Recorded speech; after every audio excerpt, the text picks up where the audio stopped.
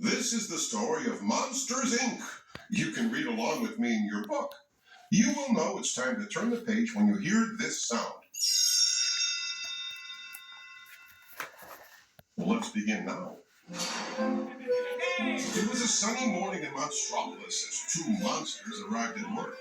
One was a huge blue-spotted monster named James P. Sullivan, or Sully for short. He was with his best friend, Mike Wazowski. Mike was small and green and had one enormous eye. The two of them worked at Monsters, Inc. It was their job to capture the screams of children and use them as energy to power the city. They entered the human world through doors kept at the factory.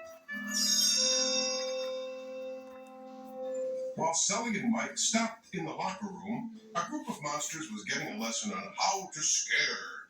Mr. Waternoose, the five-eyed president of Monsters, Inc., reminded them of the most important rule. There's nothing more toxic or deadly than a human child.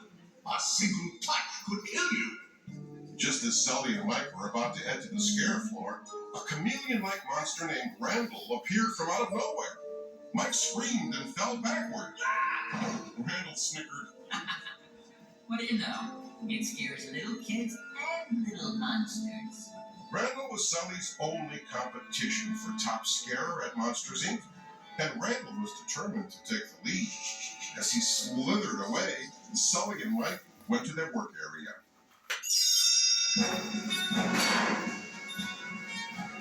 Each monster had a station on the scare floor. There, a door would drop down from a huge vault in the ceiling so that the monster could enter a child's bedroom. Red lights lit up above the doors to show they were active.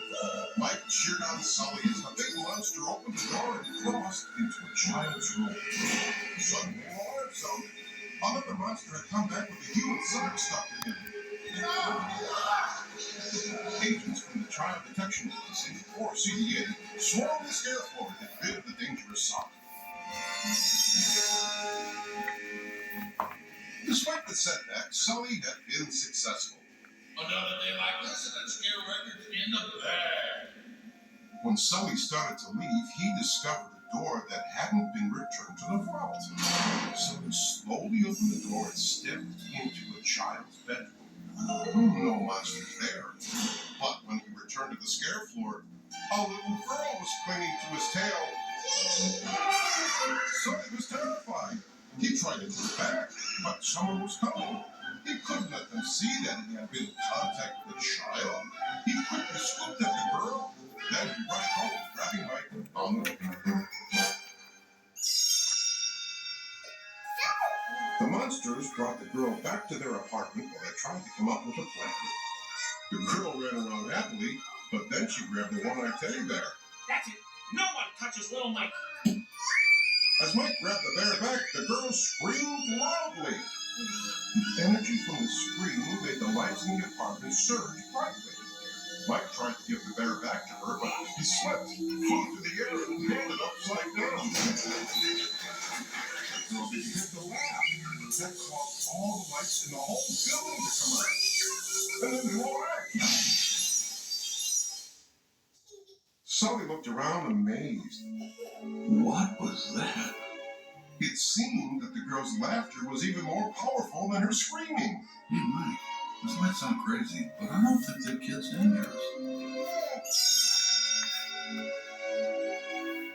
But the monsters still had to get the girl back to the human world.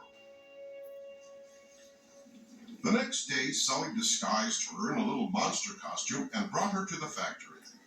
When Mike and Sully saw Mr. Waternoose, they ducked into a restroom with the girl. The three hid in a stall. They heard the voice of a monster named Fungus. What are we going to do about the child? You just get the machine up and running. I'll take care of the kid. When I find who let her out, they're dead.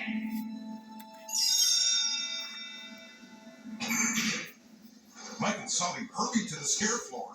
A door was waiting. Sully shook his head. This isn't Boo's door. Boo? What's Boo? Sully, you're not supposed to name it.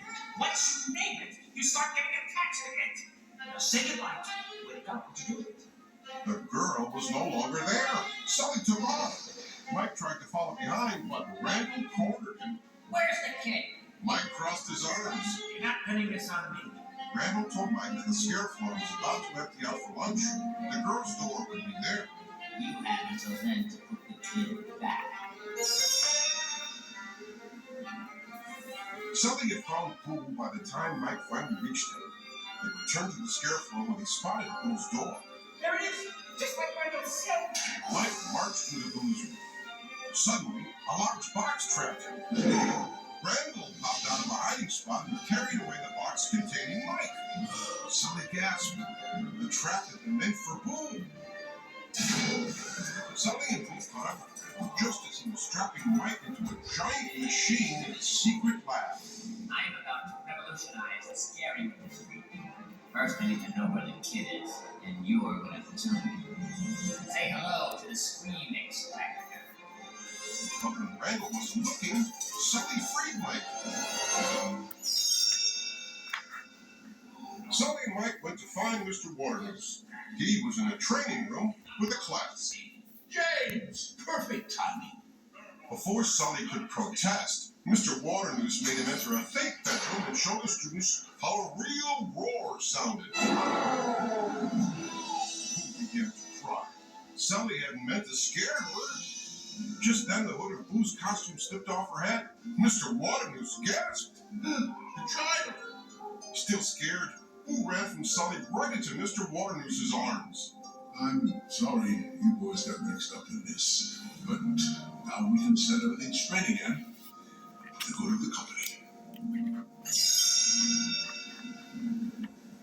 Mr. Waternoose brought Mike and Sully to a strange-looking door. Mike frowned. Sir, that's not the door. I know. It's yours. He shoved Mike and Sully through the door and slammed the shut behind him. The two friends landed on a snowy mountain. Mike looked at Sully angrily. Ever since that kid came in, you've ignored everything I've said. And now look where we are. We were about to break the record, Sully. None of that matters now. Who's in trouble?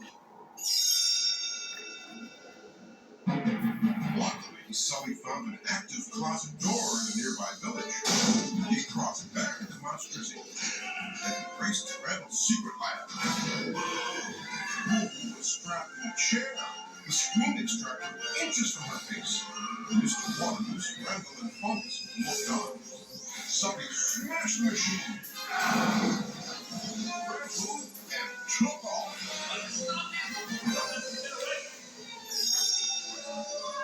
Just in time, Mike appeared. He ran with Sully and Boo to the scare floor. They grabbed onto the door that was on its way back to the vault.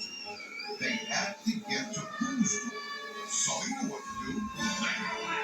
Mike looked at Boo. Then he socked himself in the head. Boo started giggling, and the energy created by your laughter caused the red lights of all the doors in the vault to light up. At that moment, Sully recognized Boo's closet door flying by. Holding Boo, he and Mike jumped onto it. But before they could get it open, it started to drop. Mike screamed. What's happening? The door sailed down toward the scare floor, where Mr. Waternoose was waiting. He grinned evilly. On the ground, Sully grabbed Boo's door and he and the girl took off. Mr. Waternoose chased them. They ran to the tree. Sully put Boo's door in a fake bedroom and hid Boo in the bed. He needed to make it look like it was her real room so Mr. Waternoose would believe it. She's home now. Just leave her alone. I can't do that. She's seen too much. I'll kidnap 1,000 children before I let this company die. Suddenly, the lights came on. Mike was manning the controls. Mr. Waternoose had been caught on tape. As Mike and Sully watched, CDA agents entered the room. They arrested Mr. Waternoose and led him away. Moments later, Sully opened Boo's real door. She was delighted to see her room again. Sully tucked Boo into bed and patted her on the head. Nothing's coming out of your closet to scare you anymore, right? Yeah. Goodbye. Pooh looked at him sadly and waved goodbye. Sully quietly stepped into her closet and closed the door behind him. When he was on the other side, the CBA shredded Pooh's door to prevent future monsters from getting into her room. Thanks to Sully and Mike's discovery of the power of children's laughter, Monsters, Inc. soon switched their energy source from screams to giggles. Sully took over as president, and Mike was their top laugh collector. One day, Mike presented Sully with Pooh's door, all taped up. He had saved the pieces. From then on, Sully was able to check on Pooh and make sure she was laughing too.